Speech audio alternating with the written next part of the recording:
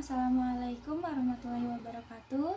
Saya Siva Azri Nurania dari Fakultas Psikologi semester 2 Universitas Nasional Pasim. Saya di sini akan sedikit memaparkan tentang KPI atau Key Performance Indicator untuk memenuhi ujian akhir semester pada mata kuliah Manajemen Organisasi dan Industri. KPI itu sendiri diartikan sebagai matriks yang dibuat untuk mengukur performa atau kinerja yang sifatnya finansial maupun non-finansial dalam suatu organisasi bisnis. Nah, tidak hanya mengukur kinerja karyawan, tetapi KPI ini juga mengukur kinerja perusahaan.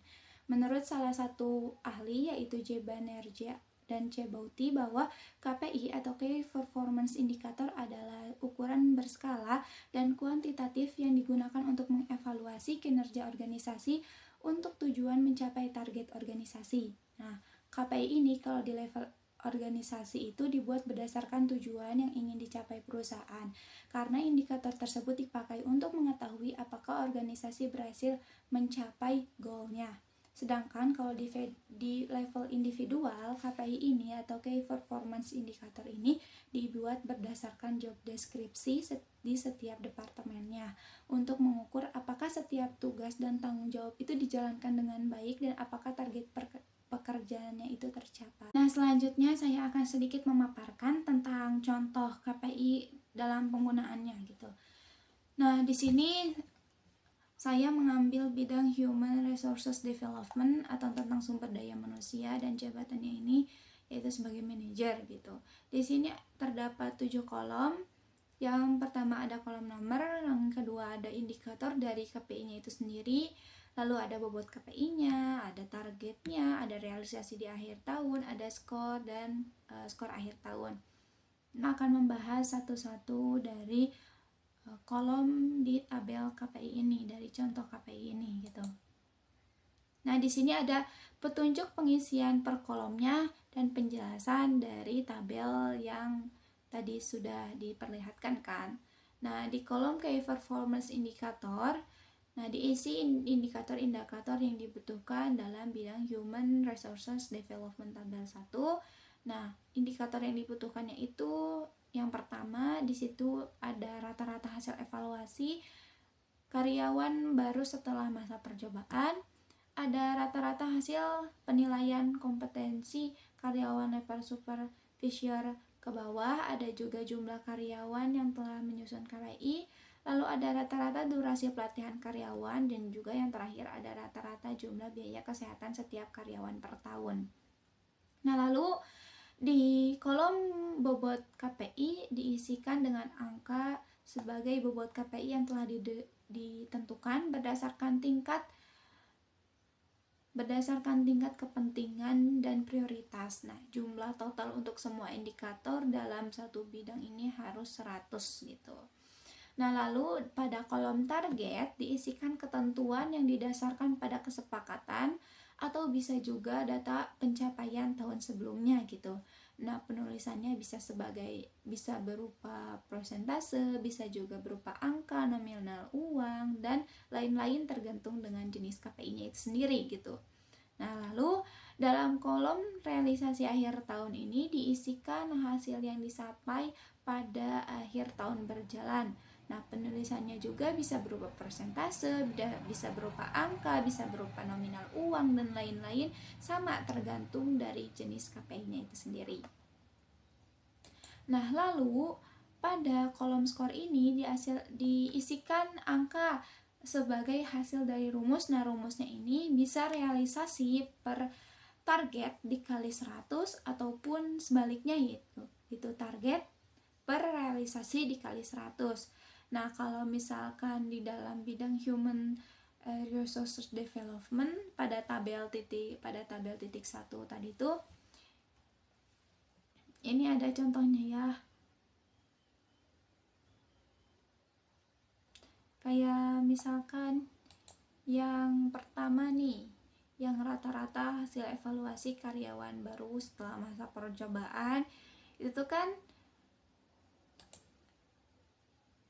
contohnya tuh di sini tuh dikatakan realisasi per target dikali 100. Nah, misalkan pada indikator yang pertama yaitu 80, realisasi di akhir tahun itu 80 per target, yaitu 85 dikali 100, maka didapatkan 94,11 atau dibulatkan menjadi 94 dan diisi pada nilai skor di tabel skor gitu.